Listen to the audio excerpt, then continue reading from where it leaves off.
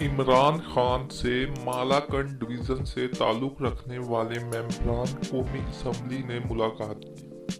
ممبران قومی اسمبلی نے وزیر اعظم کو اپنے اپنے حلقہ انتخاب میں تعلیم، صحت، بجلی، گیس اور دیگر مسائل سے آگاہ کیا۔ اس موقع پر وزیر اعظم نے کہا کہ صوبہ خیبر پختونخوا میں سیاحت کے پوٹینشل کو مد نظر رکھتے ہوئے ٹورازم کے فروغ پر خصوصی توجہ دی جا رہی ہے۔ سیاحت کے فروغ میں حکومت کی جانب سے اعلان کردہ ویزا پالیسی اہم سنگ میل ثابت ہوگی۔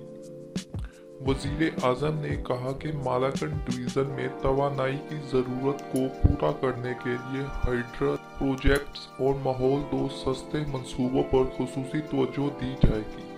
اور اس کے علاوہ وزیر اعظم نے اعلان کیا کہ پشاور سے ملیشیا کے لیے فلائٹس جلد شروع کی جائے گی۔